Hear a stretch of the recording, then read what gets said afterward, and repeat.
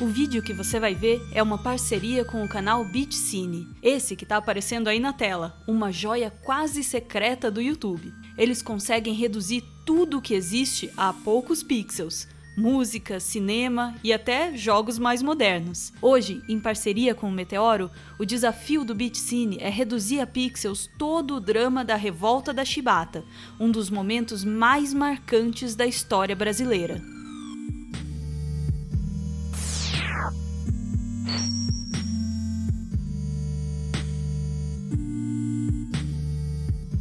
Era novembro de 1910. O Marcelino Rodrigues, ele tinha entrado no navio com 2 garrafas de cachaça. O pessoal chamava ele de baiano. E era perigoso o que ele fez, porque se te pegassem colocando bebida ou até mesmo um carteado para dentro do navio, rapaz, o chicote estalava. O azar do baiano é que tinha um X9 por perto. E o dedo duro era cabo. Não era grande coisa na hierarquia da marinha, só que ainda assim já era mais do que o baiano. O que o cabo não sabia é que o baiano era corajoso. O Marcelino puxou uma navalha e foi para cima do cabo dedo duro. Era bem capaz que o baiano tivesse degolado ele, só que aí apartaram a briga. Puxaram o baiano para o lado e desceram o chicote no lombo dele. E a marinha fez questão de colocar toda a tripulação para ver aquilo. Todo mundo perfilado, os tambores tocando.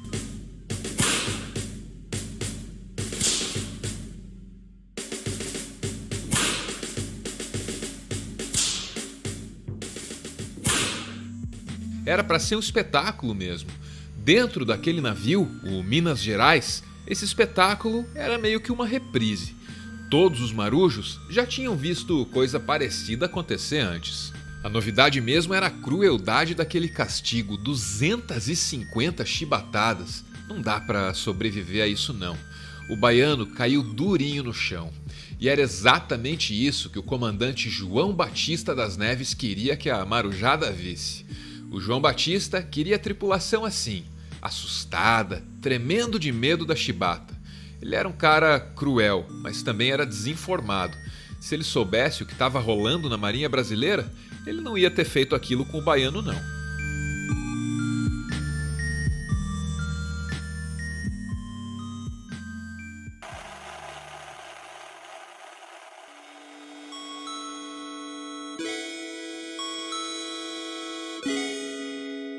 O baiano foi chicoteado no convés do Minas Gerais. Essa não era uma embarcação qualquer. Ele era um dos encoraçados que tinham sido construídos no Reino Unido, em Newcastle, nos anos anteriores. Esses eram navios novinhos e eram o orgulho da Marinha Brasileira. O Minas Gerais tinha 2 motores, 18 caldeiras e 12 canhões de 305 milímetros. O Minas Gerais era uma arma e tanto, e tinha muita tecnologia naquele navio com mais de 160 metros de comprimento. Tinha tanta tecnologia ali que a Marinha Brasileira nem sabia como usar aquilo tudo. Foi justamente por isso que a Marinha mandou uns marujos aqui do Brasil lá para a Inglaterra. A missão deles era acompanhar a construção do Minas Gerais e, ao mesmo tempo, aprender a usar todo o potencial daquela verdadeira joia. Quando chegaram na Inglaterra, os marinheiros ficaram impressionados com a máquina, claro, mas eles ficaram ainda mais chocados quando descobriram que os marinheiros ingleses eram tratados que nem gente. Marinheiro brasileiro não tinha esse privilégio, não. Aqui, eles tomavam mais chicotada que qualquer animal. E, para o comando da marinha, até fazia sentido. Um cavalo custa dinheiro, mas se um marinheiro morresse de tanto ser açoitado, tudo que a marinha tinha que fazer era invadir uma casa pobre e arrancar um filho de uma mãe. Porque era isso que eles faziam. E, como já era tradição no Brasil, a marinha distribuía a violência observando estritos critérios raciais. Na marinha inglesa, isso era impensável. Visitando a Inglaterra, os brasileiros ficaram chocados e finalmente perceberam que estavam sendo explorados. Bom, é a gente que vai ter que levar esses navios que estão sendo construídos aqui na Inglaterra lá para o Brasil. Todo esse poder de fogo vai estar nas nossas mãos. E se a gente usasse tudo isso aqui para pressionar o governo, hein? Talvez assim a Marinha comece a tratar a gente que nem gente. Essa foi a ideia de João Cândido, um dos marinheiros brasileiros que estavam na Inglaterra naquela ocasião. Se o Brasil já teve algum herói, foi esse cara.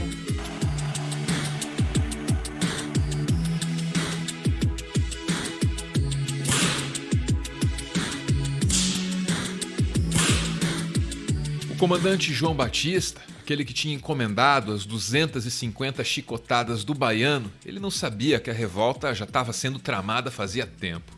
E esse foi o grande erro do João Batista. Um erro pelo qual ele pagou com a vida. O castigo dado ao baiano era gota d'água. O João Cândido já estava preparando aquela revolta fazia tempo, desde quando ele estava na Inglaterra. Então ele estava preparado para liderar o motim. E foi isso que ele fez. Até hoje, ninguém sabe quantos marinheiros acompanharam o João nessa revolta, mas podem ser mais de 4.000. Toda essa gente tomou não apenas o Minas Gerais, mas também o São Paulo, o Cruzador Bahia e o navio de defesa costeira Deodoro. O João Cândido virou almirante. E não era um almirante qualquer, não. Pela primeira vez, os marinheiros brasileiros obedeciam a um homem como eles. Um homem de verdade e negro. Não um branquelo sádico, tipo aquele João Batista, que a essas alturas já estava bem morto. O almirante João Cândido ordenou que os canhões das embarcações revoltosas fossem virados para o Rio de Janeiro, de preferência para o Palácio do Governo. Tiros foram disparados e acertaram as encostas de morros próximos. Começava assim a Revolta da Chibata.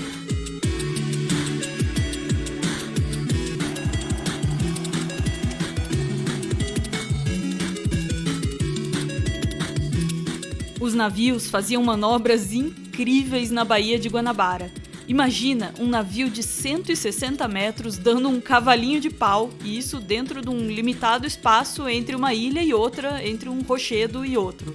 Isso era o que os brasileiros estavam fazendo naquele novembro de 1910. O treinamento na Inglaterra tinha mesmo dado certo. Os brasileiros pilotavam aquelas grandes embarcações com agilidade e maestria.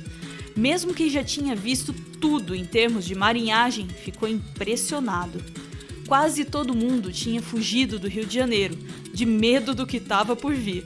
Mas quem ficou e pagou para ver, viu aquelas que podem ter sido as manobras mais impressionantes de toda a história naval.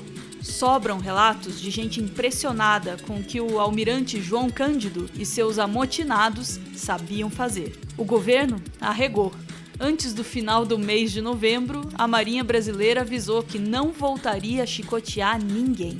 E mais, a Marinha também prometia anistiar todos os que participaram da revolta. Isso bem que podia ser o fim da história, mas não.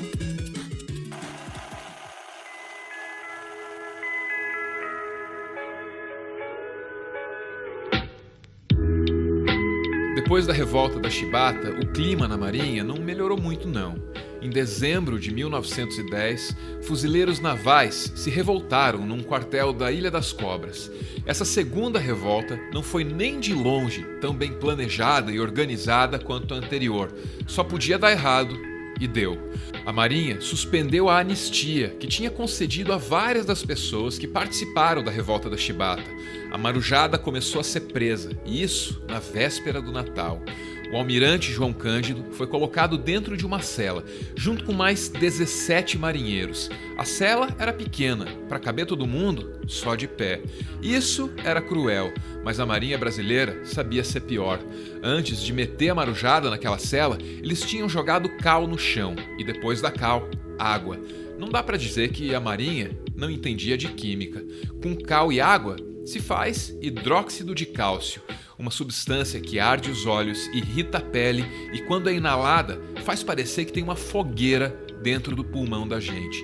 18 homens passaram 3 dias inteiros naquela cela tóxica. Só 2 sobreviveram, e um deles era justamente o João Cândido. Já não havia dúvida de que aquela anistia concedida pela Marinha não valia mais nada. A instituição queria vingança. Nos dias que se seguiram, muita gente foi exilada ou morta. O João Cândido foi retirado da cela e jogado num hospício. Passou só uns meses por lá, porque ele nunca foi louco.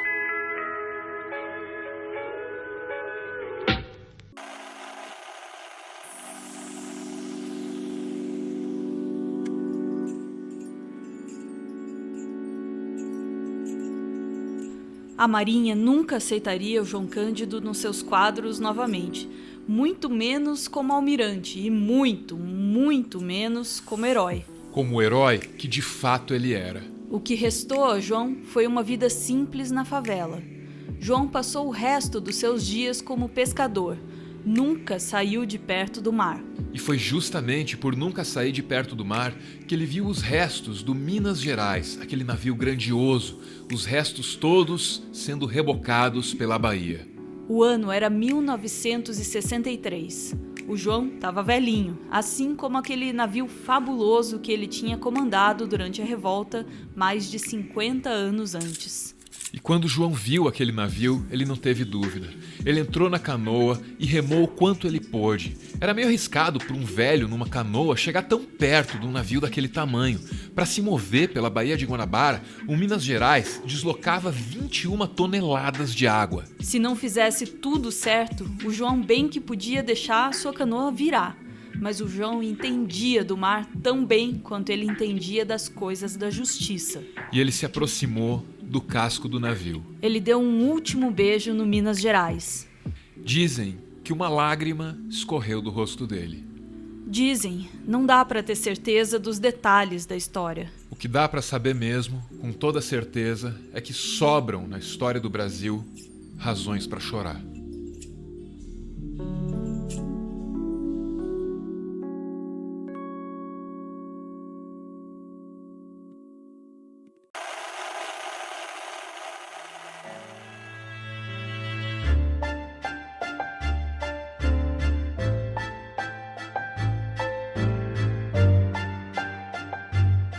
Muito obrigado ao canal Bitcine, responsável pelas animações do vídeo que você acabou de ver. E muito obrigado a você que viu esse vídeo até o final.